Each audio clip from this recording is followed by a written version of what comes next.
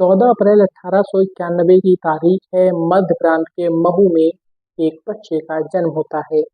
महू छावनी के सूबेदार रामजी सकपाल के घर एक पुत्र ने जन्म लिया है। यह बच्चा अन्य तमाम बच्चों की तरह नहीं निकलता है, बल्कि यह बच्चा बचपन से ही काफी विद्वान होता है। प्रारंभिक शिक्षा ग्रहण करने के दौरान विद्यालयों में उसके साथ भेदभाव होता है। शिक्षक तमाम बच्चों को अलग पढ़ाते हैं, लेकिन उस बच्चे को किनारे करते थे। गांव के सार्वजनिक तालाबों में से, कुओं में से इस बच्चे को पानी पीने तक की इजाजत नहीं रहती है।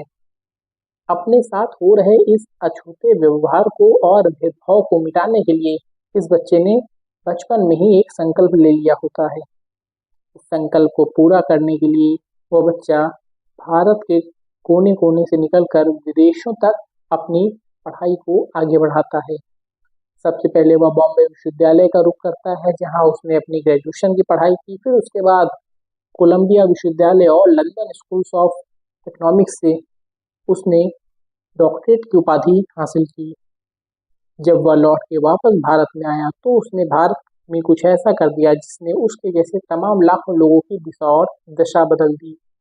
ये फैसला उसने आरक्षण को लेके लिया और उसने संविधान में आरक्षण लागू होने की बात कराई।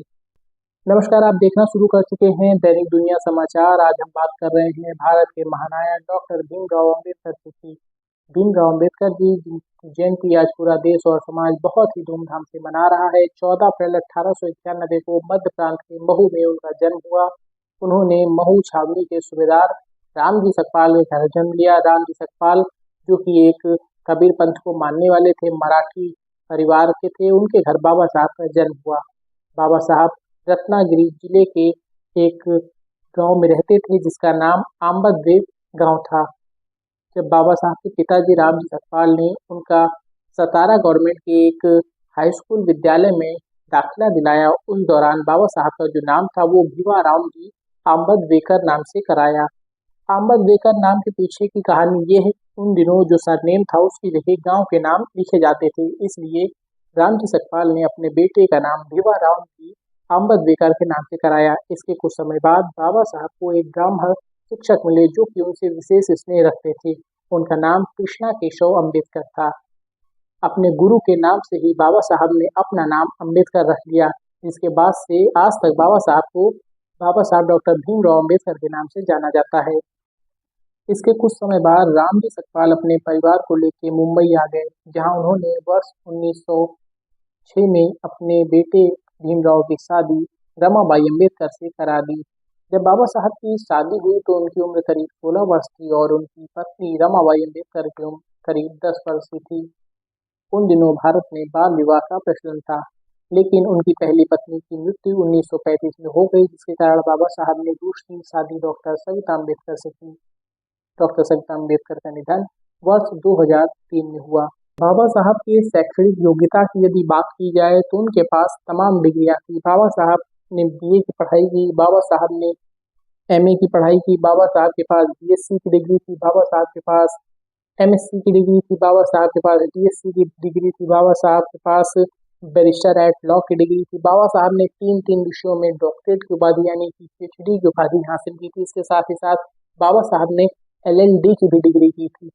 बाबा साहब ने कोलंबिया विश्वविद्यालय में अध्ययन किया और लंदन स्कूल ऑफ इकोनॉमिक्स में जाके भी डॉक्टरेट की उपाधि हासिल की। उस जमाने में विदेश में जाके पढ़ाई करना एक बहुत बड़ी चुनौती मानी जाती थी। जब बाबा साहब ने इन तमाम डिग्रियों को बॉम्बे विश्वविद्यालय से लेके लंदन स्कूल ऑफ इकोनॉमिक्स और कोलंबिया विश्वविद्यालय में जा करके हासिल किया।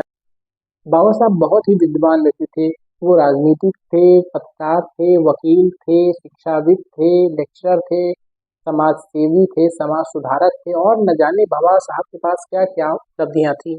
बाबा साहब भारतीय संविधान की मसौदा समिति के अध्यक्ष थे, जिन्होंने भारत के संविधान में महत्वपूर्ण भूमिका निभाई। भारत के संविधान में आरक्षण होने के बाद भी बाबा साहब ने ही की, जिससे समाज में फैले असंतोष, भेदभाव, असमानता को मिटाया जा सके। इसके साथ ही साथ बाबा साहब बॉम्बे राज्यसभा के सदस्य रहे।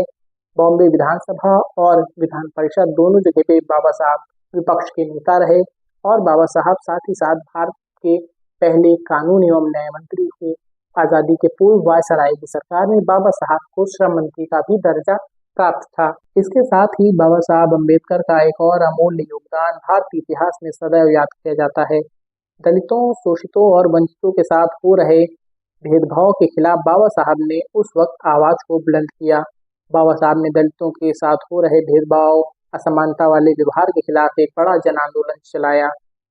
13 अक्टूबर 1935 की वो तारीख है जब नासिक में मंच के दौरान बाबा साहब अम्बेडकर ने ये कथन दिया कि मेरा जन्म जरूर हिंदू धर्म के एक अछूत परिवार में हुआ है, लेकिन मेरी मृत्यु कतई हिंदू धर्म के एक अछूत परिवार में नहीं होगी। इस कथन के मायने ये थे कि बाबा साहब ने नासिक में 1935 तारीख 13 अक्टूबर को उसी वक्त ये घोषणा की कि बाबा साहब हिंदू धर्म का त्याग कर रहे हैं और वह बौद्ध धर्म अपना रहे हैं। बाबा साहब ने अपने अनुयायियों से भी आग्रह किया कि जिस धर्म में इस तरह की कुरीतियां हैं, भेदभाव हैं और तमाम चीजें हैं, इस धर्म का कोई फायदा नहीं, ये व्यक्ति और देश समाज के विकास में बाधा है। इसके बाद तमाम उनके मानने वाले लोग आज भी बौद्ध धर्म को अपनाते हैं। बाबा साहब के कुल 5 बच्चे हुए, जिनमें से 4 बच्चों की मृत्यु बचपन में ही हो गई और सिर्फ एक पुत्र यशवंत अम्बेडकर जी बचे। बाबा साहब का 65 वर्ष की आयु में 6 दिसंबर 1956 को दिल्ली में निधन हो गया। 1990 में तत्कालीन सरकार ने बाबा साहब अम्बेडकर को भारत के सर्वोच्च नागरिक सम्मान यानी कि भारत रत्न से सम्मानित किया।